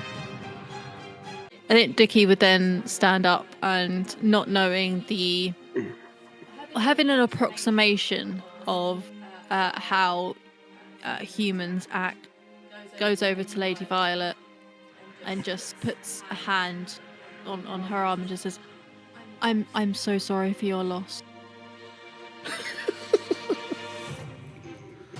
Thank you, I think. He's in a better place. I hope he's really not. doubt that. Oh, He killed a lot of people. I mean, so have we. Yes. Can don't fairies know go if- to hell, Nick? Nick, can fairies go to? Am I exempt? Where do I go when Nicholas? Where do I go when I die? Oh, well, you are truly repentant, then you will most likely not go to hell. I am truly As- repellent. I've been told that before. Someone said I was a woman repellent. I think next time we get into a situation like this, maybe we hold off on killing them immediately so we can kind of ask some questions, because now we're back at a dead end. Lady Violet, what is your next step at seeing the man who wanted to marry you just for sole use of your power, seeing his corpse killed in a most undignified way? Thank fuck for that, and then just start rooting for his pockets. I imagine it's like, Like maybe taking his clothes and like stuff that maybe I could wear at some point. okay, so Can we at he, least leave some clothes on him? Yeah, I'll not only take the stuff out of his pockets, I'll take his actual pockets.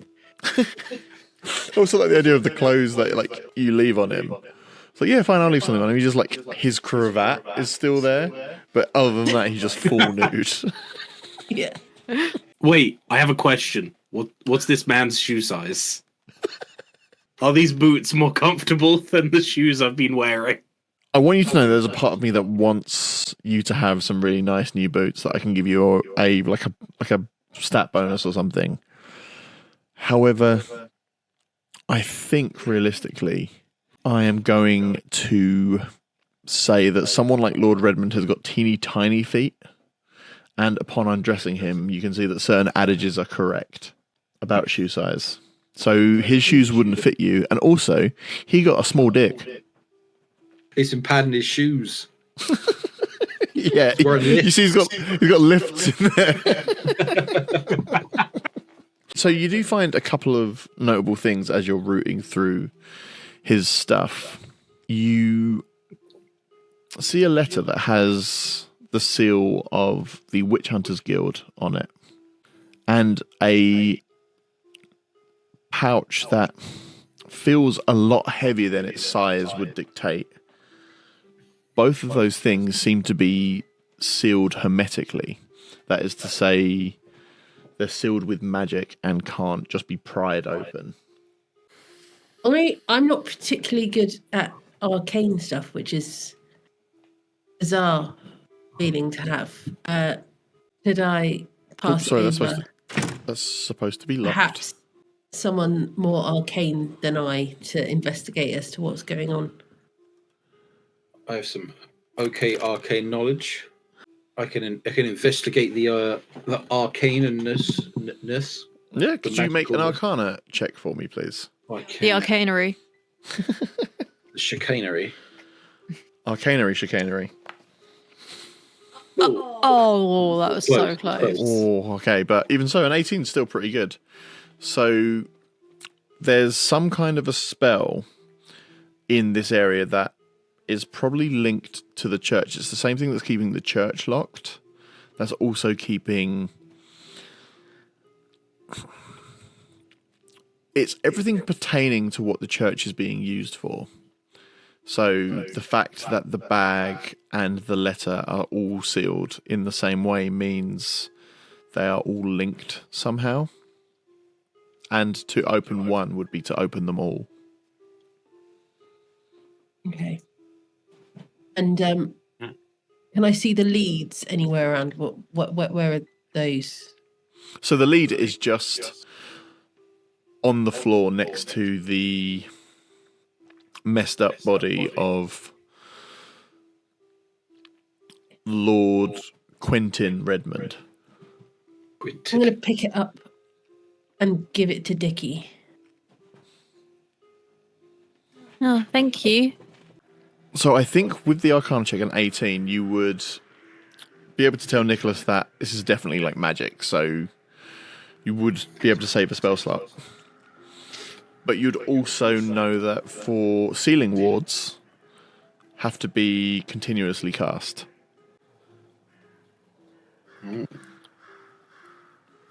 Oh, So in there's theory, some- I on could here. counterspell it. In theory, you could, but obviously, I'm not going to tell you how to play the game. How far are we from a short rest? As far as you want. Well, I have a spell that gives you one, Oh, that's true.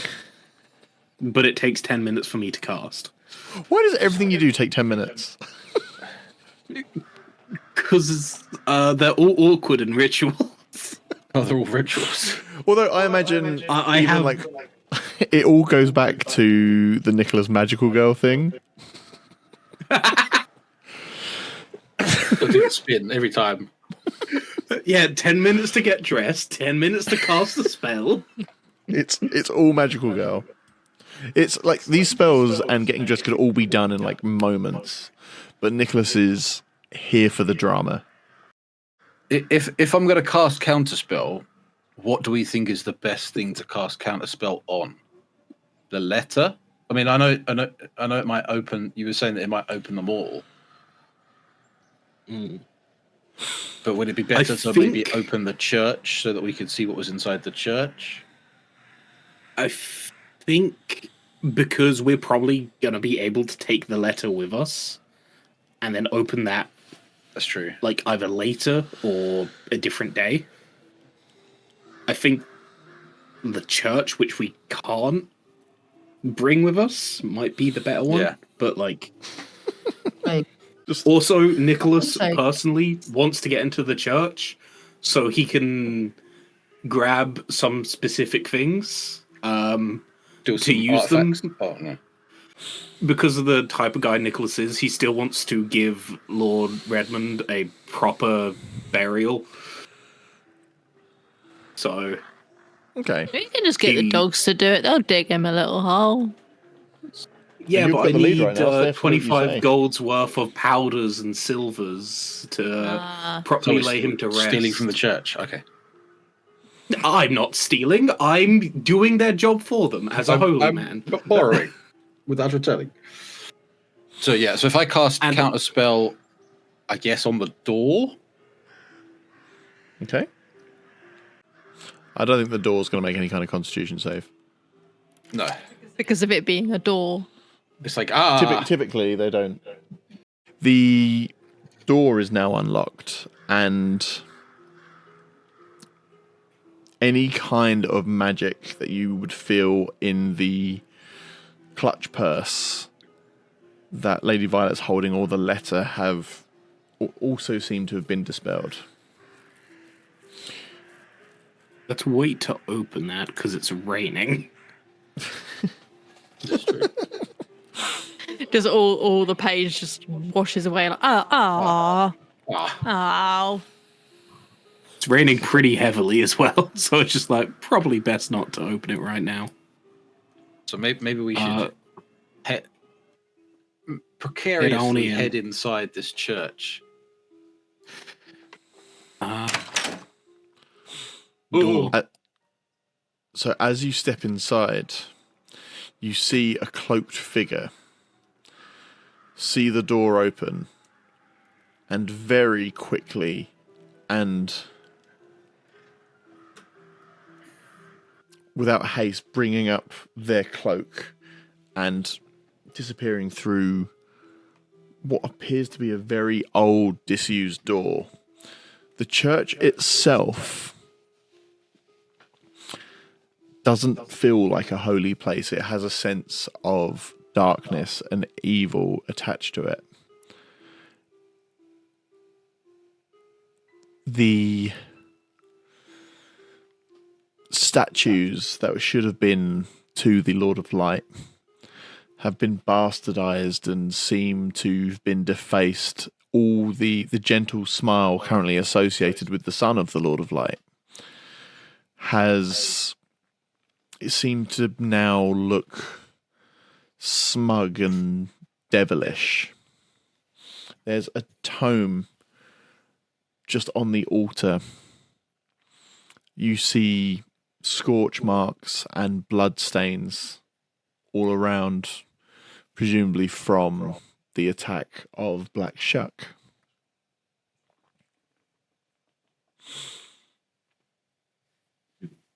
All right, everyone. We're not alone. What about the Mastiffs? Are they coming in with you as well? I think they're going to keep guard outside, like in the doorway. Okay. So I'll say, like, stay there for now. I'll let you know if we need you. So as you step inside, you're now thankfully out of the rain. The poor little doggos are in the rain, but they seem to be okay. Like, I mean, they were set on fire at one point, so if anything, they're grateful for it. Whoever was here, you can feel that they've left now. But what of the note and the door? Not the door, the little purse. This thing. Who's got them? Oh, I've got them, haven't I? I'll pass the coin purse over to Lady Violet, and then open the letter and sort of read it, or the note or whatever it is, and sort of begin to read it aloud. So as you open the letter, the wax seal of the Witchfinder General has crumbled at, like, just being lifted. It's much older than it should have been. And you look down and notice it seems to be written in some kind of a cipher,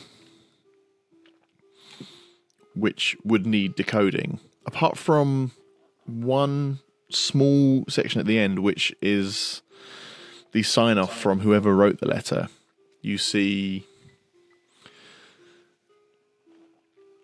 just a name, which is Lord Bogart, Witchfinder General.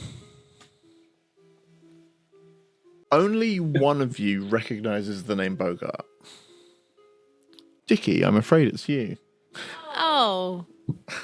Do I? Oh, Well, no. You're the only person who wasn't born in the mortal realm, and still to this day, the fair folk talk about the hijinks from nearly 1,000 years ago of the Yuletide celebration, where the sickle of the Holly King was stolen by a young clergyman named Vincent Bogart. But as far as you remember from the stories, it ended with the King of the Sea leaving him stranded at the bottom of a frozen lake. I recognize the name,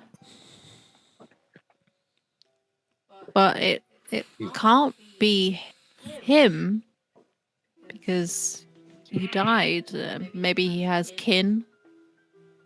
Oh, actually, one thing I will say is, Lady Violet, as you open the pouch,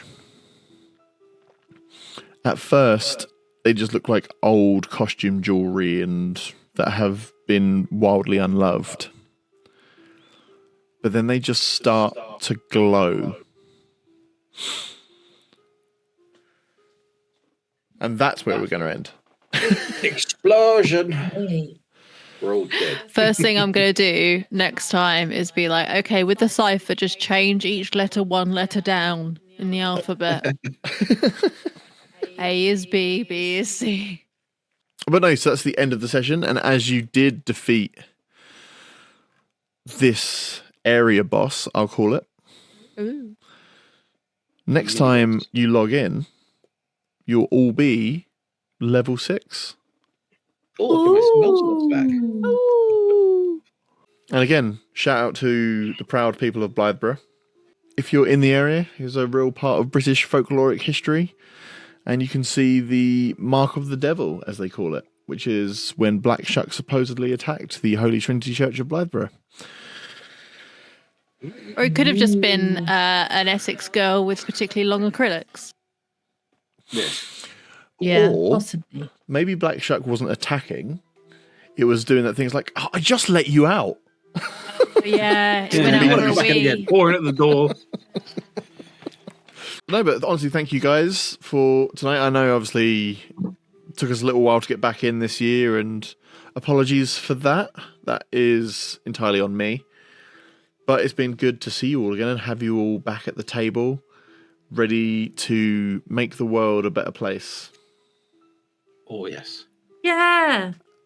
And with that, I would like to also give a big thank you to everyone who watched. A big shout out to Doctor Adventures, called the fantastic Matt, Sirenscape for their music, and obviously, as always, Hero Forge. The fantastic minis. If you would like to join in the campaign yourself, check out Gnoll Void games on Start Playing. And feel free to support for it. Yeah. Following and liking, sharing, and if they're inclined to join the Patreon, we would be more than happy to have you. Good night. Thank you very much. Okay. See you later. And we'll see you next time. Yeah. Bye. Bye.